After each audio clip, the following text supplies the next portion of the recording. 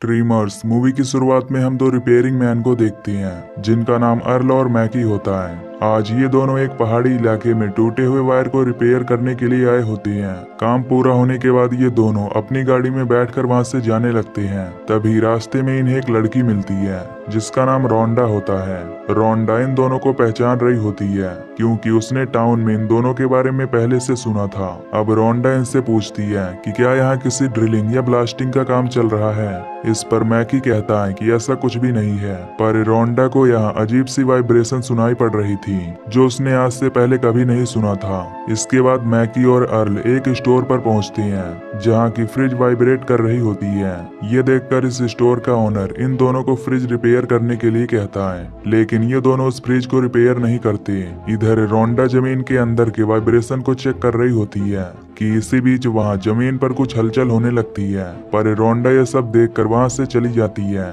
इधर मैकी और अर्ल दोनों अपना सामान गाड़ी में रख लेते हैं और यहाँ से निकल पड़ते हैं। तभी रास्ते में इन्हें एक बूढ़ा आदमी दिखता है जो कि टावर पर बैठा होता है। ये देखकर ये दोनों उस आदमी को नीचे आने के लिए कहते हैं, पर जब वो आदमी कोई रिस्पॉन्स नहीं देता तो मैकी उसकी तरफ ऊपर जाने लगता है, जहां मैकी को पता चलता है कि वो बूढ़ा आदमी मर चुका है। जिसके बाद ये दोनों इस डेड बॉडी को डॉक्टर के पास ले जाते हैं। यहाँ डॉक्टर इन्हें बताता है कि इस आदमी की मौत 4 दिन पहले प्यास लगने की वजह से हुई है। ये सुनकर दोनों काफी हैरान हो जाते हैं कि आखिर 4 दिन तक वो आदमी टावर पर ही क्यों बैठा था। खैर, अब अगले सीन में हम एक बूढ़े आदमी को देखते हैं जो अपने भेड़ों को चरा रहा होता है। इसी बीच कोई चीज उस आदमी को जमीन के अंदर खींचने लगती है और उसे मार देती है। कुछ देर बाद अर्ल और मैकी जब इस रास्ते से गुजर रहे होते हैं तो उन्हें वहाँ पर बहुत सी मरी हुई भेड़ें दिखती हैं, जिसे देखकर ये दोनों हैरान हो जाते हैं और वहाँ पर उस बूढ़े आदमी को ढूंढने लगते हैं। तभी इन्हें वहाँ जमीन पर उस आदमी की कैप पड़ी हुई दिखती है, लेकिन जैसे ही ये कैप को हटाती है तो इन्हें उस बूढ़े आदमी का फेस दिखता है जो जमीन में गड़ा हुआ था। ये देखकर दोनों बहुत डर जाते हैं और यहाँ से भाग जाते हैं। फिर कुछ दूर आगे जाने पर इन्हें 2 कंस्ट्रक्शन वर्कर दिखाई पड़ते हैं। फिर अर्ल इन्हें चेतावनी देता है कि यहाँ पर एक साइको किलर घूम रहा है जो कि लोगों के सिर को काट कर उन्हें मार रहा है। लेकिन ये वर्कर उन दोनों की बातों को सीरियस नहीं लेते और अपने काम में दोबारा से जुट जाते हैं। इसी बीच इनकी मशीन जमीन में फंस जाती है। अभी कोई चीज एक वर्कर को खींचने लगती है और दूसरे वर्कर का पैर उस दूसरे वायर में फंस जाता है, जिससे वो चीज इन दोनों को खींच कर मार देती है। अब अर्ल और मैकी दोनों स्टोर पर पहुंचते हैं जहां ये पुलिस को कॉल करने की कोशिश करती हैं, लेकिन ये फोन बंद होता है। इसके बाद ये पुलिस को बुलाने के लिए पुलिस स्टेशन की तरफ जाने लगते हैं, लेकिन आगे का रास्ता बंद होता है। जिसके बाद इन्हें खून लगा हुआ एक हेलमेट दिखता है, जिसे देखकर ये समझ जाते हैं कि उन वर्कर्स को भी उसी ने मार दिया है। अब ये दोनों ट्रक को वहां से घुमाकर दोबारा से स्टोर की तरफ जाते हैं। स्टोर पहुंचने के बाद इनकी नजर अपनी गाड़ी के नीचे जाती है जहां पर किसी सांप की तरह दिखने वाला मॉन्स्टर फंसा होता है। खैर, अब हम डॉक्टर जिम और उसकी वाइफ मैगन को देखते हैं जो अकेले में बैठकर आपस में बातें कर रहे होते हैं कि तभी इनका जनरेटर बंद हो जाता है। फिर जिम उसे चेक करने जाता है तो उससे पता चलता है कि वो जनरेटर जमीन के अंदर चला गया है। इसी बीच अचानक से वहाँ पर एक ब्लास्ट होता है जिससे ये डर कर अपने कार की तरफ भागते हैं, लेकिन इससे पहले कि ये वहाँ से भाग पाते कि तभी कोई जिम को जमीन में खींचने लगता है। मेगन उसे बचाने की कोशिश करती है पर फाइनली वो जिम को नीचे खींच लेता है। वहीं जमीन के नीचे से एक मॉन्स्टर निकलता है जिसे देखकर मैगन भागकर कार के अंदर चली जाती है, पर वो मॉन्स्टर मैगन को कार सहित ही जमीन में खींच लेता है। दूसरी तरफ अर्ल और मैकी काफी परेशान होते हैं क्योंकि उनकी गाड़ी खराब हो चुकी थी और वो हेल्प के लिए टाउन भी नहीं जा सकते थे। इसी बीच इन दोनों को एक आइडिया आता है, जिसके बाद ये घोड़े पर बैठकर हेल्प के लिए सिटी की ओर निकल पड़ते हैं। अब ये दोनों पहले जिम के हाउस पर आते हैं, लेकिन यहाँ इन्हें जिम और मेगन कोई भी दिखाई नहीं देता। बाहर चेक करने पर इन्हें वही कार नजर आती है जो जमीन में दबी हुई थी। अब ये देखकर दोनों समझ जाते हैं कि मॉन्स्टर ने जिम को भी मार दिया है, इसलिए ये डर कर घोड़ों के साथ भागना शुरू कर देते हैं। पर कुछ दूर आगे जाने पर मॉन्स्टर इनके घोड़ों को भी जमीन के नीचे खींचने लगता है और जब मैकी उस मॉन्स्टर को शूट करता है तो वो दोबारा से जमीन के अंदर चला जाता है। जिसके बाद इनके नीचे से एक बहुत बड़ा मॉन्स्टर बाहर आता है और अब इस बड़े से मॉन्स्टर को देखकर ये दोनों बहुत डर जाते हैं और तेजी से भागने लगते हैं। इसी बीच इन दोनों के सामने एक नहर आती है और ये दोनों जंप करके उसे पार करते हैं, पर ये उस नहर को क्रॉस नहीं कर पाते हैं। वहीं जब वो मॉन्स्टर फुल स्पीड के साथ उस दीवार से टकराता है तो वो तुरंत ही मारा जाता है। उसे मरता देखकर ये दोनों काफी खुश हो जाते हैं। इसी बीच यहाँ रोंडा भी आ जाती है, जो इतने बड़े मॉन्स्टर को देखकर काफी हैरान होती है। इसके बाद रोंडा अपने प्रीवियस रीडिंग की कुछ टेस्ट दिखाती है और बताती है कि ये मॉन्स्टर अकेला नहीं है, बल्कि इसके साथ और भी मॉन्स्टर इस एरिया में घूम रहे हैं। तभी रोंडा नोटिस करती है कि उसके मशीन की रीडिंग अचानक से बढ़ने लगी है, जिसके बाद ये तीनों यहाँ से भागकर एक पत्थर पर चढ़ जाते हैं। लेकिन अब मॉन्स्टर भी यहाँ पहुंच जाता है,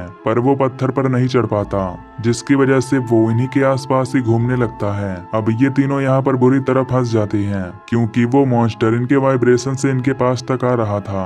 अब धीरे धीरे रात होने लगती है, जिसके बाद ये आज रात यहीं पर गुजारने का फैसला करते हैं।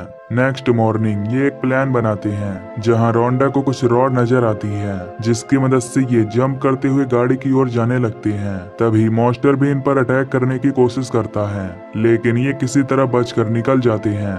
इसके बाद ये तीनों दोबारा से उसी स्टोर पर आ जाते हैं। तभी रोंडा बताती है कि वो मॉन्स्टर केवल हल्की जमीन पर ही मूव कर सकता है, इसलिए हमें पत्थर वाले एरिया से जाना चाहिए। वहीं मेलविन जब बाहर खेल रहा होता है तो उस पर वो मॉन्स्टर अटैक कर देता है। उसकी आवाज सुनकर सभी बाहर आते हैं तो वो देखते हैं कि मेलविन पोल पर चढ़ा होता है। तभी अचानक मॉन्स्टर इनके सामने आ जाता है और सभी भागकर स्टोर के अंदर चले जाते हैं। पर इन सब बातों से अनजान एक लड़की बाहर खेल रही होती है। उसकी हलचल से मॉन्स्टर उसकी तरफ जाता है, लेकिन तभी मैकी उसे बचा लेता है। तभी वो मॉन्स्टर मैकी पर अटैक करता है, पर वो किसी तरह ट्रक के ऊपर चढ़ जाता है। तभी अर्ल और रोंडा देखते हैं कि यहाँ पर एक और मॉन्स्टर आ चुका है। अब अपनी जान बचाने के लिए ये यहाँ से भागने लगते हैं। तभी रोंडा का पैर कटीले तार में फंस जाता है, जिससे वो नीचे गिर जाती है। अब मॉन्स्टर रोंडा को अपनी तरफ खींचने लगता है। ये देखकर मैकी वहां आकर रोंडा को पैंट उतारने के लिए कहता है, जिससे कटीला तार उसके पैर से निकल जाता है।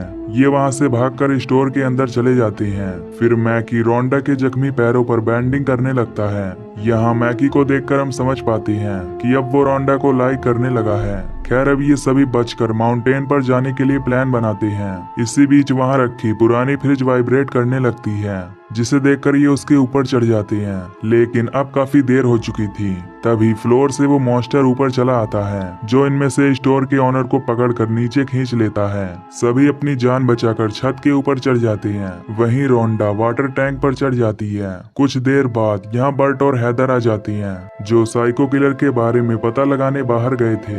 यहाँ हैदर दूरबीन की मदद से देखती है कि सभी स्टोर के छत पर चढ़े हैं। इसके बाद बर्ट अर्ल और मैकी से कांटेक्ट करने की कोशिश करता है। वहीं हैदर एक मशीन को ऑन कर देती है, जिससे वहां हलचल होने लगती है और वो मॉन्स्टर वहां आने लगते हैं। ये दोनों उस मॉन्स्टर को गन से शूट करते हैं, लेकिन तभी वो मॉन्स्टर बर्ट को अपनी तरफ खींचने लगता है, पर हैदर उसके टेंटिकल पर गोली चलाकर बर्ट को फ्री कर देती है। अब दोनों उस पर कई बार गोली चलाते हैं, जिससे फाइनली वो मॉन्स्टर मर जाता है। फिर ये दोनों छत पर चले जाते हैं। वहीं दूसरी तरफ उन लोगों को पता चलता है कि वो दूसरा मॉन्स्टर भी मर गया है, जिससे ये लोग काफी खुश होते हैं। लेकिन तभी वहां तीसरा मॉन्स्टर आ जाता है, जो उस बिल्डिंग को तोड़ने लगता है। उधर नेस्टर जिस ट्रेलर पर खड़ा था, वो मॉन्स्टर उसे धक्का देकर नीचे गिरा देता है और उसे जमीन में खींचकर मार देता है। इसके बाद अर्ल बुलडोजर की मदद से सभी को यहाँ से निकालने का प्लान बनाता है, क्योंकि उस बुलडोजर का वजन काफी अधिक था। फिर प्लान के अनुसार ये एक मिनी ट्रक को चलाकर सड़क की ओर छोड़ देते हैं। मॉन्स्टर उस मिनी ट्रक की आवाज सुनकर उसकी तरफ जाने लगता है। इसी मौके का फायदा उठाकर मैकी बुलडोजर की तरफ भागने लगता है, लेकिन तभी वो मिनी ट्रक पलट जाती है, जिसके बाद मॉन्स्टर उस ट्रक को छोड़ मैकी का पीछा करने लगता है। पर मैकी एक जगह शांत खड़ा हो जाता है, जिससे वो अपने आप को बचा लेता है। दूसरी तरफ रोंडा मॉन्स्टर को डिस्ट्रैक्ट करने के लिए पानी की पाइप को तोड़ देती है। फिर उस पानी की आवाज सुनकर मॉन्स्टर यहाँ चला आता है। उधर मैकी बुलडोजर को स्टार्ट करता है और सबको बारी बारी से उसमें बैठा लेता है। तभी मॉन्स्टर इस बुलडोजर को रोकने की कोशिश करते हैं, पर उसके ज्यादा वजन के कारण वो उसे नहीं रोक पाते। वहीं हैदर और बर्ट उन मॉन्स्टर से लड़ने के लिए एक पाइप बम बना लेते हैं और यहाँ से जाने लगते हैं।